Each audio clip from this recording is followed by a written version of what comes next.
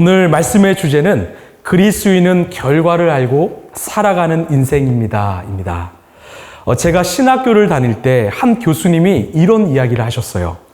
한국 교회는 교회 성장록만 있지 바른 교회로는 없습니다. 참 이 말씀이 제 마음에 참 남았습니다.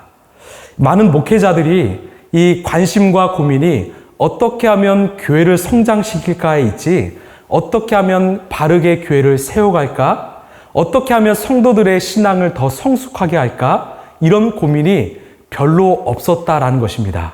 그로 인해서 많은 교회들이 지금 무너지고 있지요. 저는 우리 라이프처치가 이 바른 교회에 대해서 함께 고민하길 원합니다. 어떻게 하면 하나님께서 이 시대에 쓰시고자 하는 그런 바른 교회로 우리가 세워질까? 어떻게 하면 우리가 삶의 자리에서 정말 바른 교회로 살아갈 수 있을까? 우리가 함께 고민했으면 좋겠습니다. 그러면서요, 제가 하루는 이런 생각이 들었습니다. 왜 하나님은 이 땅에 교회를 세우셨을까? 여러분, 이런 생각 안 해보셨습니까? 저만 해봤죠. 왜 하나님은 이 땅에 교회를 세우셨는가? 20세기 위대한 신학자인 칼 바르트가 이런 말을 남겼습니다. 이 칼 바르트가 한 그 유명한 말씀 중에 하나가 있죠. 여러분도 아실 거예요. 한 손에는 성경을, 다른 한 손에는 신문을. 저만 알죠? 근데 저는 이 말씀을 신대원 때 조금 다르게 변형했어요. 제 신대원 졸업사진을 보면 한 손에는 성경이 있는데 한 손에는 바로 이 덤벨이 있습니다. 아마 10년 전 사진인데 그때부터 이 라이프 처치를 준비하지 않았나 싶습니다. 제가 조금 남다르고 좀 독특했던 것 같아요. 칼 바르트가 이 교회에 대해서 이렇게 말했는데 한번 들어보십시오. 교회는 세상의 방식과 전혀 다른 새로운 표지, 세상과 충돌하지만 가능성으로 충만한 길을 가리키는 표지를 이 세상에 세우기 위한 존재이다. 무슨 말이냐면 교회는 우리 죄 많고 연약한 우리 인간을 하나님 나라로 인도하기 위한 표지판이라는 거예요. 그런 표지판이 되어야 된다는 거죠. 저와 아내는요, 4년 전에 이 산티아고 순례길을 다녀왔습니다. 가기 전에 제게 큰 걱정이 하나 있었어요. 뭐냐면, 어떻게 그 수백 킬로를 걸어서 우리가 원하는 목적지인 그 산티아고까지 안전하게 갈 수 있을까? 이런 걱정이 있었는데, 이 걱정은 기우였습니다. 이 순례길을 걷는데요, 50m마다 이런 이 표지판이 있는 거예요. 이 표지판만 보고 걷고 또 걷다 보니까 수백 킬로 후에 우리가 원하는 목적지에 도달할 수 있었습니다. 여러분, 교회가 이런 목표라는 거죠. 여러분, 교회는 표지판입니다. 교회는 우리 인간을 하나님 나라로 인도하는 표지판입니다. 오늘 또 사람들은요, 길을 찾아 헤매입니다. 진리를 찾아 헤매이고 생명을 찾아 헤매요. 내가 갈 곳은 어디인가? 내가 가야 될 곳은 어디인가? 그래서 하나님은 교회를 통해서 이 땅에 하나님 나라로 인도하는 표지판이 되라 하신 것입니다. 여러분, 우리를 따라오세요. 우리 함께 가요. 저는 우리 라이프 처치가 이 시대의 길을 찾아 방황하는 많은 사람들을 정말 예수님께 인도하는 표지판이 되길 소망합니다. 잘못된 길이 아니라 정말 바른 길로 인도하는 그런 표지판으로 살아가길 소망합니다. 여러분, 그래서요, 여러분도 마찬가지죠. 여러분이 교회잖아요. 여러분의 삶의 자리에서 정말 사람들을 하나님 나라로 인도하는 표지판으로 살아가시길 간절히 소망합니다. 여러분, 아멘이십니까? 또한 우리 이 예배 자리가 정말 작은 천국 잔치가 되었으면 좋겠어요. 함께 예배하고, 함께 기도하고, 또 함께 말씀을 나눌 때 정말 이곳에 찾아오는 많은 사람들이 이것이 천국이구나. 정말 이곳이 회복의 장소이구나. 이것을 경험하는 우리 교회가 되길 소망합니다. 오늘은 소아시아 7교회 중에 세 번째 이 버가모 교회에 대한 내용입니다. 이런 버가모를 이 헬라어로 보면 이 페라가모라고 해요. 혹시 페라가모 들어본 적 있으십니까? 페라가모? 좀 웃으시는 분들은 좀 알죠. 바로 명품 브랜드 이 페라가모죠. 이 페라가모가 이 버가모에서 시작되었어요. 이 페라가모가 합성어인데요. 이 페라는 이중에라는 뜻을 갖고 있어요. 두 개. 이중에. 가모는 이 결혼이라는 뜻을 갖고 있습니다. 그래서 서울에 이 아펠가모 혹시 들어보셨어요? 결혼식장이죠. 이 아펠은 행진, 가모는 결혼이거든요. 그러니까 결혼행진이라는 뜻이에요. 그러니까 페라가모를 합치면 이중의 결혼이다, 이중 결혼이다라는 뜻입니다. 이것을 영적으로 해석하자면 하나님과 결혼했지만 또한 세상과 결혼한 사람들입니다. 이 도시의 이름처럼 버가모에는 많은 크리스찬들이 살았는데 하나님을 사랑한다고 하면서 또한 세상을 사랑하는 양다리 신앙이 너무나 많았다라는 겁니다. 여러분, 믿음은 뭡니까? 여러분, 신앙은 뭘까요? 함께 따라합시다. 믿음은 연애가 아니라 결혼입니다. 더 크게요. 믿음은 연애가 아니라 결혼입니다. 예. 그런데 많은 크리스찬들은요, 이 신앙을, 믿음을 연애로만 생각해요. 연애로 그칩니다. 여러분, 연애의 어떤 의미가 뭔지 아십니까? 바로 내가 만나고 싶으면 만나고, 내가 보고 싶으면 봐요. 내가 보고 싶지 않으면 안 보죠. 그리고 마음이 틀어지면 깨어집니다. 관계를 정리하지요. 여러분, 우리의 신앙이 혹시 이런 연애에만 그치지 않는지 한번 돌아보길 원해요. 내가 필요하면 예수를 찾고요. 내가 불편하면 예수를 멀리합니다. 내가 간절하면 예수를 원하지만 내가 편하면 예수를 멀리합니다. 아니요. 신앙은 연애가 아니라 결혼입니다. 여러분, 신앙은요, 신랑 되시는 예수님과 신부인 우리가 결혼하는 겁니다. 함께 사는 거죠. 동거하는 거죠. 우리가 예수 그리스도와 함께 십자가에 못 박히는 것이 신앙이지요. 그런데요, 그런 삶이 때로 힘들 수 있습니다.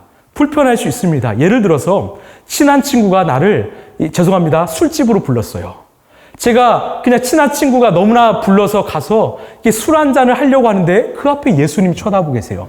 이건 어떨까요? 불편할까요? 아니면 불편할까요? 되게 불편하죠. 내가 한 잔 마시려는데 예수님이 나를 쳐다보고 계세요. 얼마나 불편해요. 이게 바로 신앙이죠. 여러분, 예수님만 없었으면 내가 조금 더 죄를 질 수 있는데, 예수님만 없으면 내가 불법을 좀 할 수 있는데, 예수님만 없으면 내가 돈을 좀 숨길 수 있는데, 그런데 신랑 되시는 예수님과 함께하기 때문에 내가 안 하는 겁니다. 더 나아가서 신랑 되신 예수님 때문에 내가 더 행하는 거예요. 제가 한 주간 큐티를 묵상하는데 이런 마음을 주시더라고요. 잘 들어보십시오. 내가 주를 위해 안 하는 것을 자랑해야 하지만 주를 위해 하는 것도 자랑해야 합니다. 무슨 말이냐? 여러분, 우리는 주님을 위해 안 하는 것 자랑합니다. 예수님, 저 주님 때문에 이거 안 해요. 주님 때문에 저것도 안 합니다. 그런데 우리의 믿음이 성장했다면 이제는 내가 하는 것을 자랑하셔야 돼요. 예수님 때문에 내가 기도합니다. 내가 예수님 때문에 말씀 더 보고요.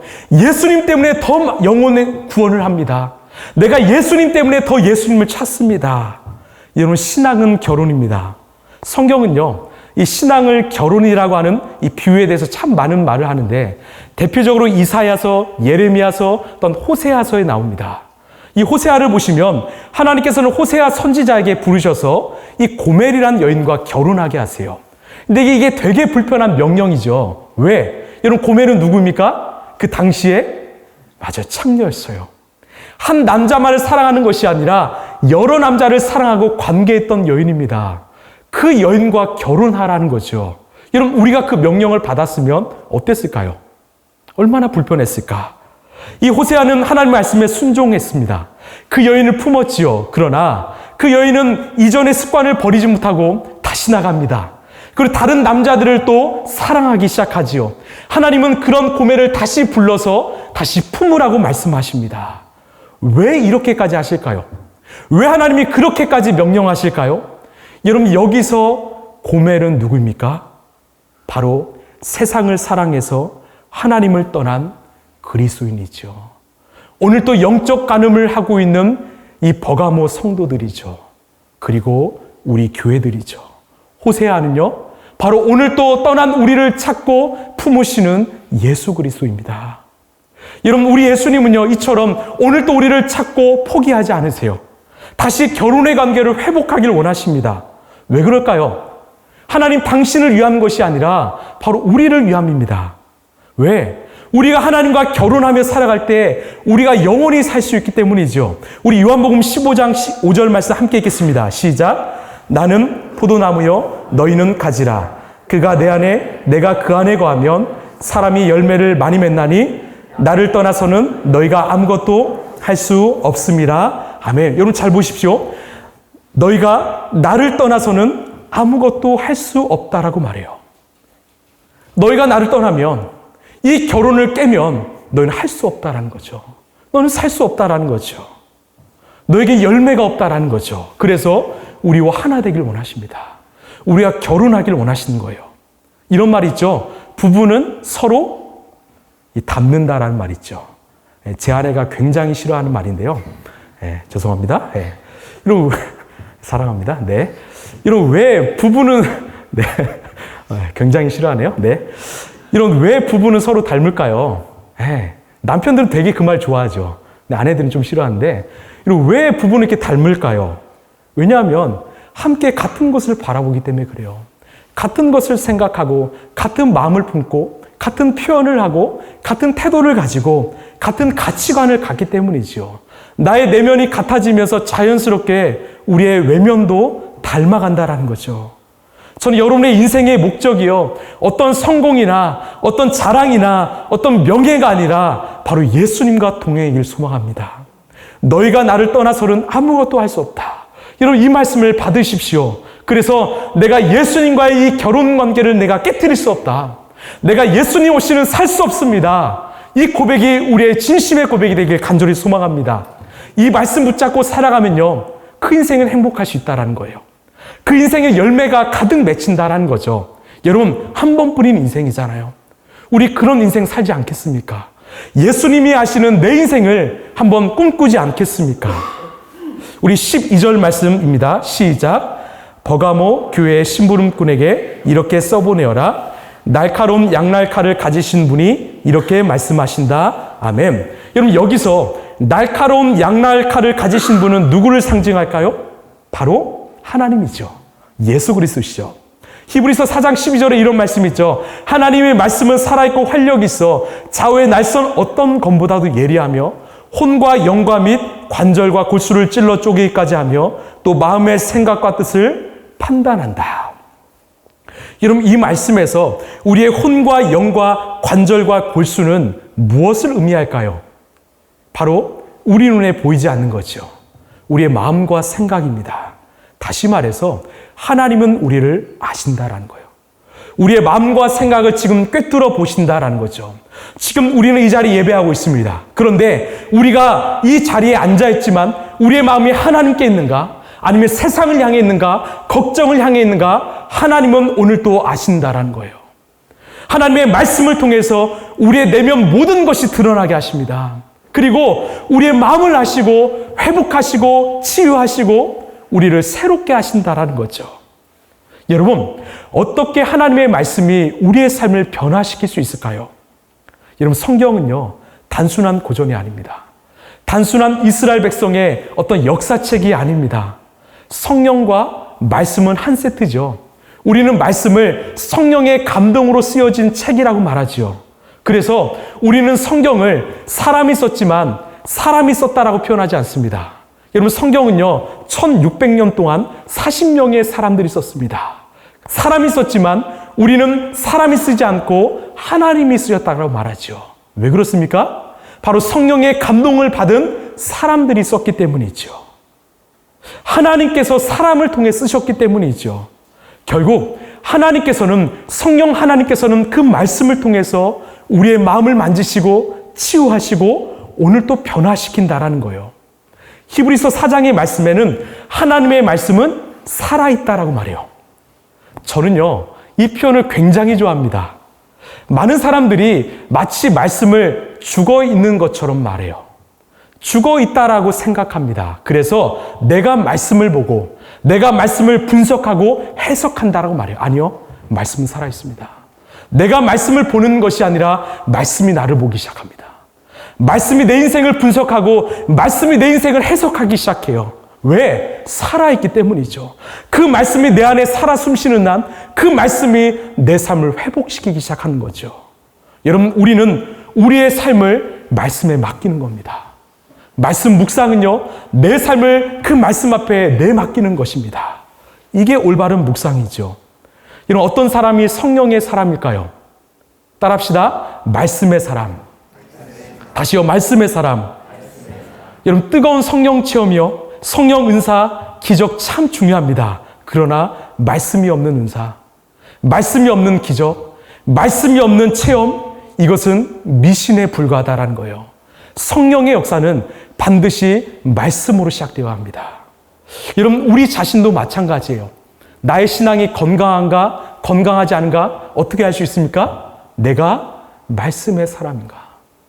오늘 또 나는 말씀을 주야로 묵상하고 있는가? 건강한 거죠. 말씀이 내 곁에서 떠나는가? 여러분, 건강하지 않는 거지요. 저는 우리 라이프 처치가 정말 말씀을 사랑하는 공동체 되길 소망합니다. 그래서요, 우리는 연초부터 아마 말씀 묵상에 온 힘을 쏟을 겁니다. 어떤 멋진 사역, 어떤 놀라운 일들보다 더 중요한 말씀을 먹고 말씀을 알아가고 말씀을 묵상하는 것에 우리의 온 힘을 쏟을 것입니다. 여러분, 기대하셨으면 좋겠어요. 저는요, 참 큰 교회에서 여러 가지 사역을 해봤습니다.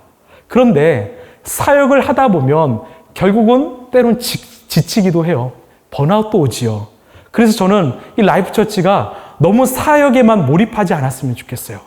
때론 노 미니스트리였으면 좋겠습니다. 어떤 소진하는 공동체가 아니라 체험받는 공동체였으면 좋겠습니다.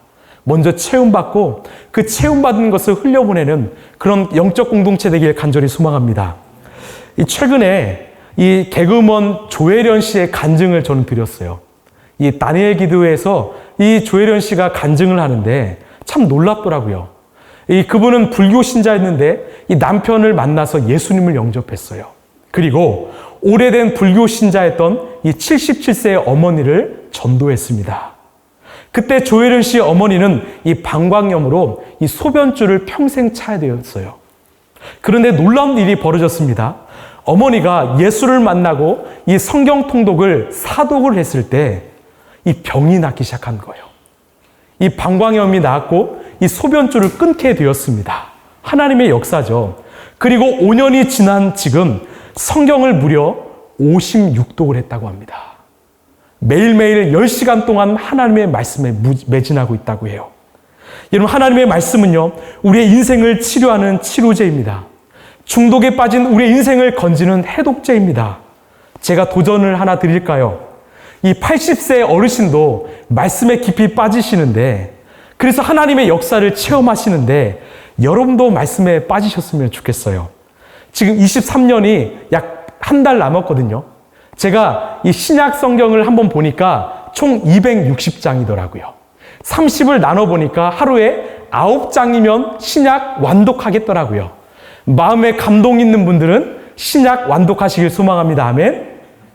왜 말씀이 아멘이 없으세요? 아멘. 네. 여러분, 우리가 그 말씀으로 우리 안에 가득 채우기를 원해요. 그 말씀이 내 삶을 어떻게 역사하는지를 우리가 생생하게 경험하기를 원합니다. 여러분, 말씀이 임하면요, 내 안에 창조가 일어나요. 왜? 하나님은 말씀으로 세상을 창조하셨거든요. 내 안에 혼돈과 공허가 사라지고 빛이 내 안에 임하는 거죠. 진리가 찾아오는 거죠. 창조가 일어나는 거죠. 여러분, 말씀을 사랑하는 말씀의 사람 되길 소망합니다. 그 하나님이 말씀하시죠. 우리 13절입니다. 시작. 나는 내가 어디에 거주한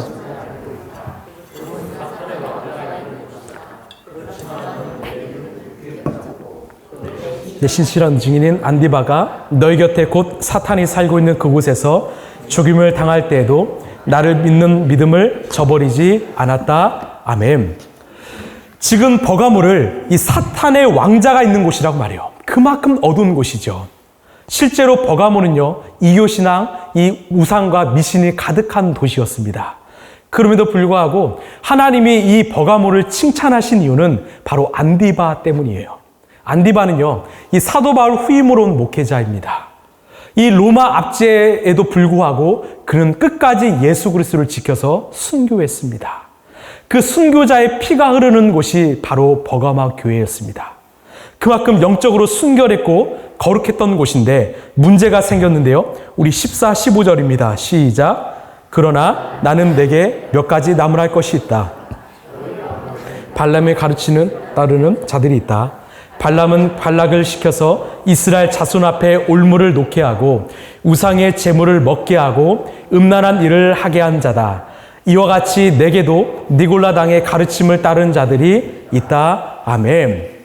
이 교회 안에 순교자의 영성도 있지만 이 발람의 교훈을 따르는 자, 그리고 니골라의 교훈을 따른 자가 있다라는 거예요. 즉 하나님을 믿지만 여전히 그 안에는 그 하나님을 마치 미신처럼 우상처럼 섬기는 자들이 많았다라는 거죠.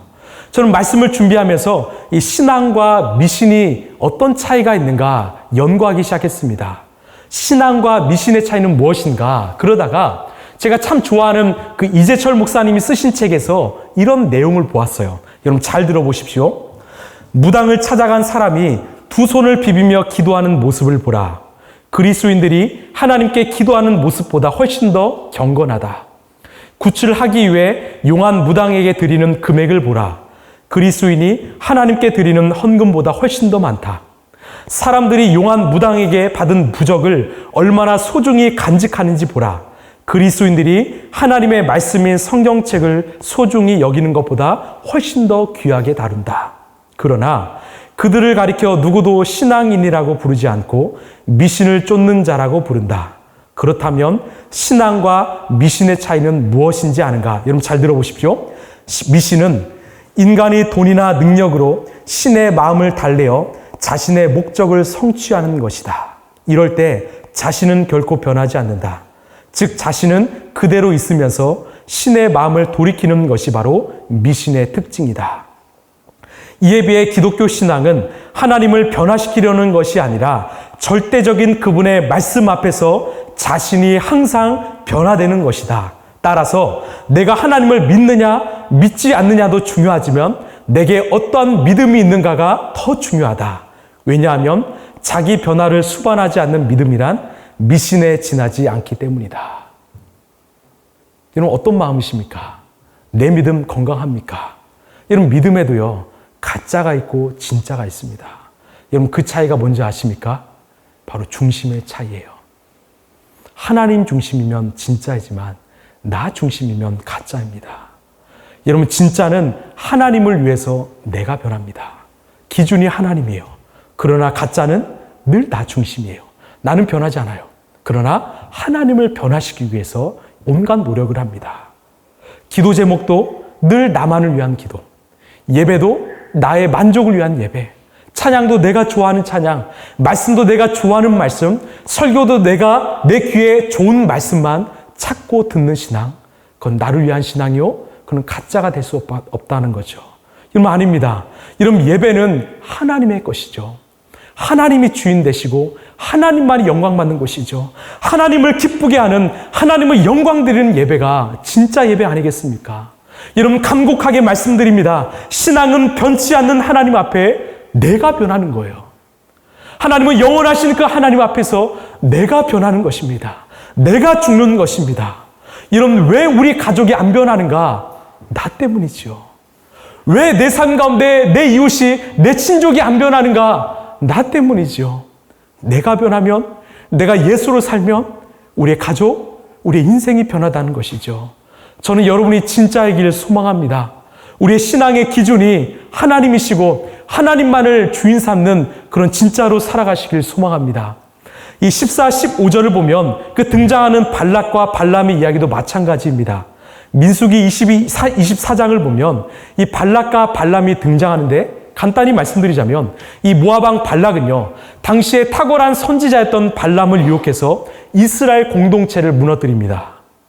무엇으로 무너뜨리느냐? 이스라엘 백성들에게 우상 제물을 줘요. 그래서 욕심에 눈멀게 해서 무너뜨립니다. 또한 이방 여인들을 주어서 성적으로 타락해서 무너뜨립니다. 결국 두 가지예요. 돈과 성적 타락입니다.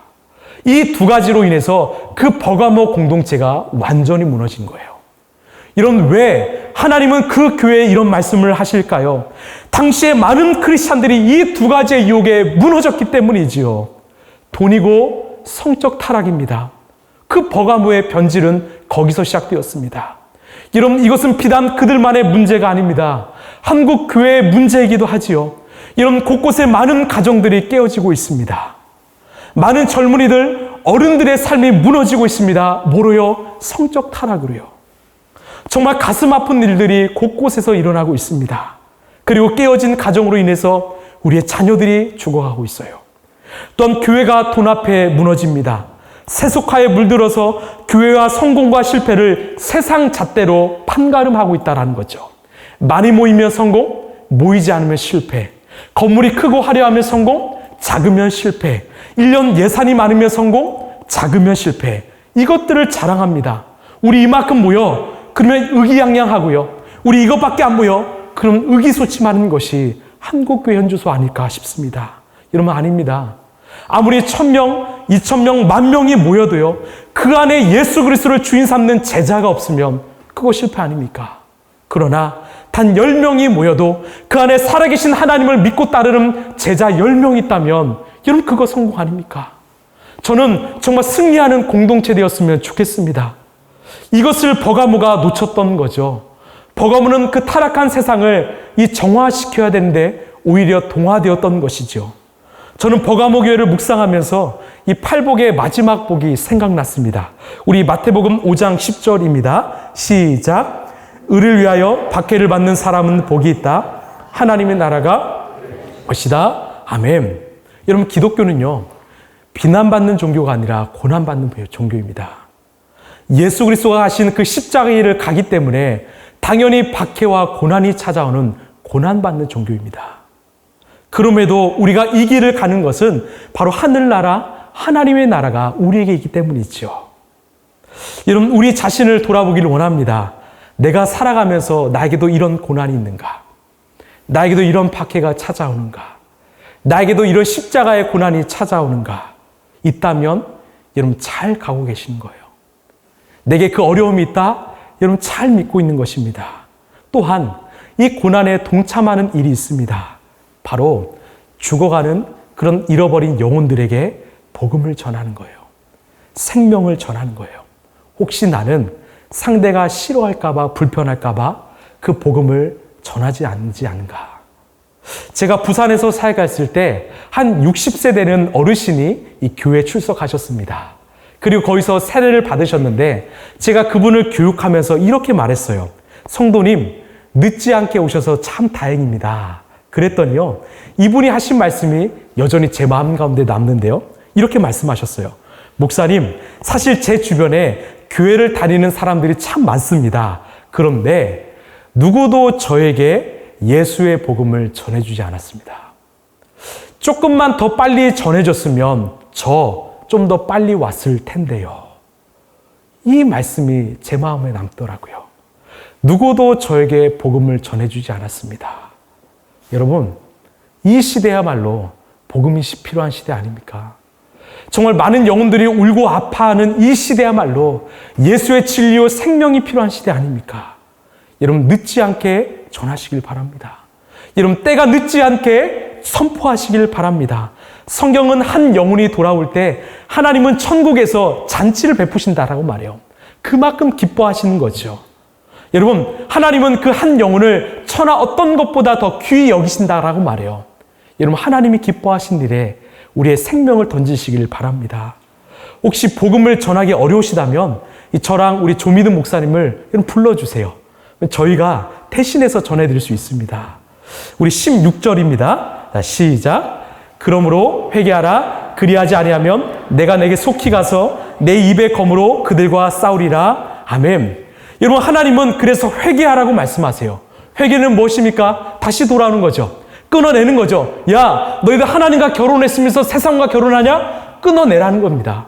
나랑 다시 결혼하자라는 거죠. 그러면 어떤 일이 벌어지는가? 오늘 말씀의 핵심인데요. 우리 17절입니다. 시작. 귀가 있는 사람은 성령이 교회들에게 하시는 말씀을 들어라. 이기는 사람에게는 내가 감춰둔 만나를 주겠고 흰 돌도 주겠다. 그 돌에는 새 이름이 적혀 있는데 그 돌을 받는 사람밖에는 아무도 그것을 알지 못한다. 아멘. 여러분, 이 말씀을 받으십시오. 회개하는 자에게, 다시 돌아온 자에게, 결혼을 회복한 자에게 두 가지를 주신다고 해요. 하나는 만나입니다. 다른 하나는 흰 돌입니다. 여러분, 먼저 만나입니다.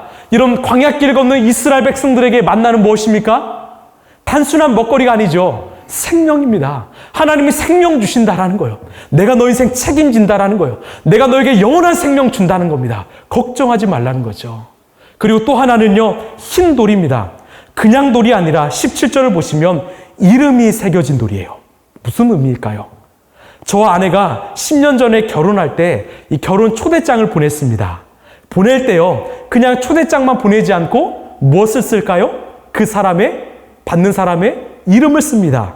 왜 이름을 씁니까? 당신, 우리 이 결혼잔치에 초대합니다입니다. 다시 말해서 이 초대장을 받은, 그 이름이 새긴 초대장을 받은 사람은 혼인잔치에 들어올 자격이 있다라는 거죠.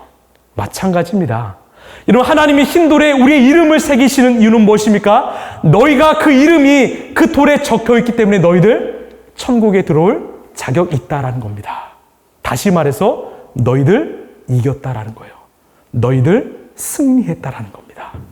여러분, 우리는 예수 그리스도의 십자가의 은혜로 이미 승리한 인생임을 여러분 믿으시길 바랍니다. 여러분, 우리는 이미 승리를 보장받는 인생입니다. 우리의 인생의 결말은 승리입니다. 여러분, 그것은 변치 않습니다. 하나님께서 이루신 놀라운 역사이지요. 저는 그래서 정말 우리 믿는 크리스찬의 삶을 이렇게 정의하고 싶습니다. 오늘 말씀의 제목인데요, 우리 함께 읽어볼까요? 시작. 그리스도인은 결과를 알고 살아가는 인생입니다. 다시 한번요. 시작. 그리스도인은 결과를 알고 살아가는 인생이다. 아멘이십니까? 여러분, 우리는 승리한 인생이에요. 여러분, 우리는 승리한 인생입니다. 오늘 죽으나 내일 죽으나 우리는 승리한 인생입니다. 우리는 죽어도 살고요, 살아서 죽어도 우리는 다시 삽니다. 여러분, 믿으십니까? 여러분, 그 부활 생명이 우리에게 있다라는 거예요. 너희의 이름 내가 돌에 적었어. 너희 이제 너희 천국 잔치에 참여할 수 있어. 여러분, 하나님께서 그럼에도 불구하고 이 땅에 우리가 살아갈 수 있는 시간을 주신 이유는 이 땅에서 해야 될 일이 있다라는 겁니다. 무엇입니까? 바로 영혼을 살리라는 거죠. 영혼을 구원하는 일이죠. 여러분, 그 일에 힘쓰시길 바랍니다. 지금 내 삶에 문제가 있습니까? 어려움이 있습니까? 눈을 들어서 그 승리의 상징 십자가를 바라보십시오. 문제를 능히 해결하시는 그 예수님을 바라보시길 바랍니다. 저는 어려움이 찾아올 때마다 늘 묵상하는 말씀이 있습니다. 마태복음 6장 31, 33절의 말씀. 그러므로 염려하여 이르기를 무엇을 먹을까, 무엇을 마실까, 무엇을 입을까 하지 말라. 이는 다 이방인들이 구하는 것이라. 너희 하늘 아버지께서 이 모든 것이 너에게 있어야 할 줄을 아시느니라. 그런즉 너희는 먼저 그의 나라와 그의 의를 구하라. 그리하면 이 모든 것을 너희에게 더하시리라. 아멘. 요약하면 하나님 우리 인생 책임지신다. 걱정하지 마. 내가 책임질 거야. 문제 있어? 걱정하지 마. 내가 너 책임져. 말씀을 마무리합니다. 여러분, 우리의 신앙은요, 결혼입니다. 여러분, 신랑 되신 그 예수님과 여러분 결혼하시길 바라요. 그 관계를 깨뜨리지 마시길 바랍니다. 내가 예수로 충만할 때, 내 안에 계신 그 주님이 일하세요. 내 안에 계신 그 주님께서 역사하십니다. 여러분, 우리 인생의 목적이 그 예수님과의 결혼 충만이길 소망합니다. 여러분, 힘드십니까? 어려우십니까? 가정에 또 일터에 어려움이 찾아왔습니까? 걱정하지 마십시오. 우리에게는 만나가 있습니다. 우리에게는 흰돌이 있습니다. 우리는 이미 승리한 존재입니다. 걱정하지 마시고 하나님께 맡겨드리시길 바랍니다. 우리의 자녀가 문제입니까? 맡겨드리십시오. 우리의 가정이 문제입니까? 승리하신 예수님께 맡겨드리십시오. 여러분, 우리 행사를 주관하시는 하나님께서 우리의 인생을 책임지시라 믿습니다. 우리 오늘 말씀을 생각하면서 우리 아까 부른 찬양 함께 불렀으면 좋겠습니다. 저는 요즘 이 충만이라는 찬양을 늘 묵상해요. 왜? 저의 인생의 목적이기 때문이죠. 여러분, 다른 거 구하지 마시고요, 정말 하나님의 충만을 구하셨으면 좋겠어요. 여러분, 우리의 삶에 어려움이 있잖아요. 내 계획이 틀어졌잖아요. 괜찮습니다. 왜? 우리는 예수로 살아가는 예수밖에 없는 존재이기 때문이죠. 그 예수가 우리 안에 충만하시면, 그 예수가 살아 역사하시면 여러분 걱정하지 마십시오. 우리의 인생은 승리입니다. 우리는 결과를 알고 살아가는 인생이에요. 그것을 믿고요, 그것을 품으시고 정말 예수로 충만하는 저 여러분 되길 간절히 소망합니다. 우리 함께 고백하겠습니다.